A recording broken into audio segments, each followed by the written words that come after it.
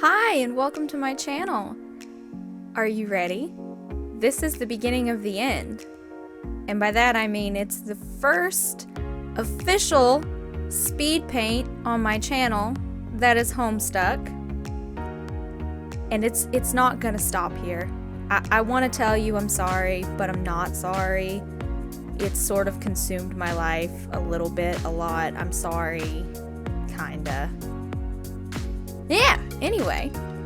So this is speed paint I'm doing is of Rose Lalonde and Jasper Sprite on her planet, the land of light and rain. Lolar, I can't say that, not yeehaw, I'm sorry. Anyway, I posted a while back a few thumbnails and took a vote on which one you guys thought was the best, and this was the pose that I got. And yeah, so I ended up extending it from the torso to full body, and there was actually another pose that was really popular too, and I didn't want to just leave it at Rose, so I added Jasper Sprite as well, just because I thought it made it a little bit more dynamic. And for the backdrop I decided to use her planet because wow, it's gorgeous. I love all of the colors and the pastel vomit looking deal. Yes, please. Sign me up. I did stream some of this, and it was the first stream I had done in a while, and it was mostly just yelling about everything being on the wrong layer. And if you like that kind of thing, I stream on Wednesdays and Sundays on twitch.tv/CherikaSharpArt. Please come say hi. I do things like this, and I work on my webcomic, The Great Zazzle, and draw Gamzee and D&D stuff, and just random things all the time, forever. The process behind this was a little complicated. I try to follow what I usually do, which is flats, and then overpainting, and then shading, and then highlighting, and so on and so forth until forever. But where I'm not very used to Metabang, and also I'm using it on my iPad, I encountered a lot of problems in that Metabang doesn't like a lot of layers, and this required a lot of layers. So one thing that was kind of good about this is it got my confidence up, because I had to be real sure I was done with the layer, because once I got to the background, especially the background with all of the different colors and the watercolors and the blending and gradients and effects and all that fun stuff, I had to merge it down so that it was all on one layer so that Metabang would stop crashing. It's a little janky. I spent a lot of time on this, and normally whenever I speed up my speed paints the first time, they're right at about 30 minutes, and this one was over an hour. So I had to shorten this significantly.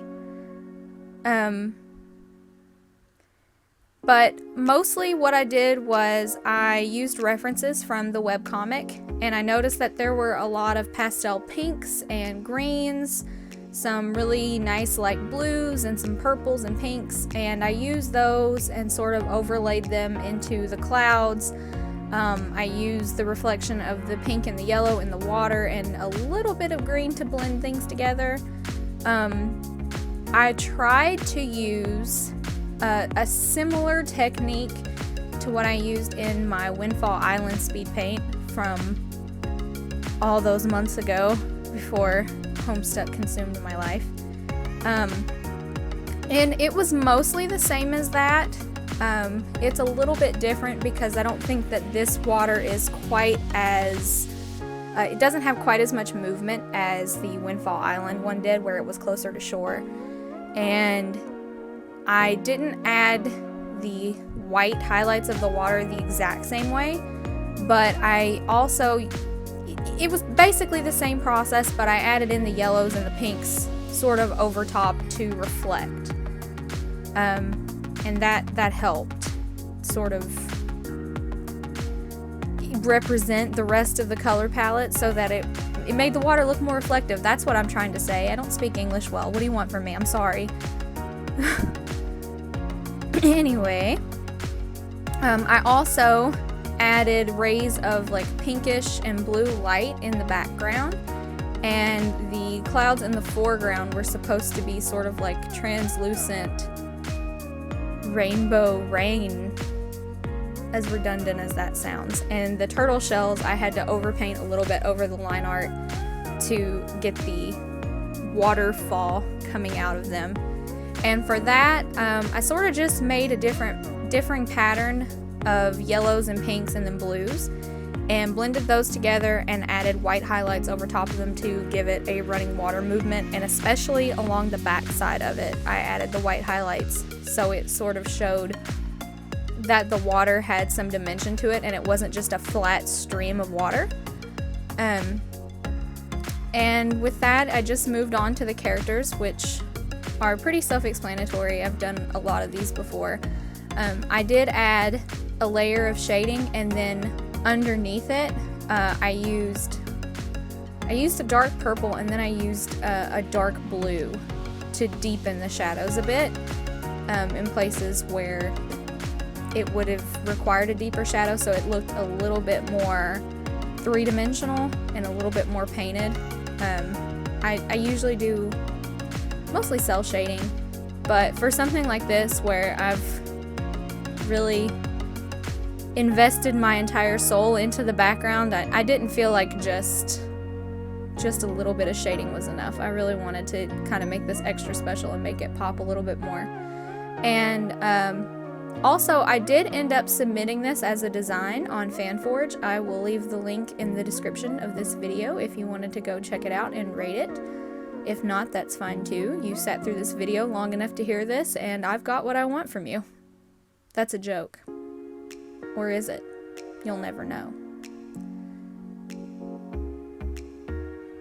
I have been trying something a little bit different with the hair in terms of shading and highlighting.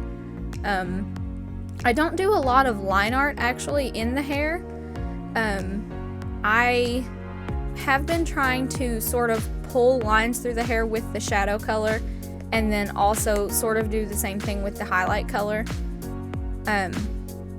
It's been working some, but I am trying to add more line art to my hair as well. And with Metabang, one technique that I used a whole lot was I always, in Clip Studio, will use the India ink brush to mark in my shadows, and I will get the big block where I want it, and then use the wet watercolor brush, to blend it out. But with Metabang, it's a little bit different, and with this I was using the wet watercolor brush to blend, but I wasn't really getting a smooth edge like I wanted. It was okay for this, but I have learned that the soft blur tool is amazing. It gives you can overdo it to a point where it starts to blur your lines away from the edges of things, but in moderation you can get a really nice soft edge on Metabang with it, and that is basically where I have been living, doing commissions and everything else. But yeah, that's really about it for this. If you like this video, then give it a thumbs up, comment, subscribe, do whatever you feel like doing, because regardless, there's going to be another new video 2 weeks from the time that you are watching this on Saturday, and it may or may not be another Homestuck video. You will just have to find out, I guess.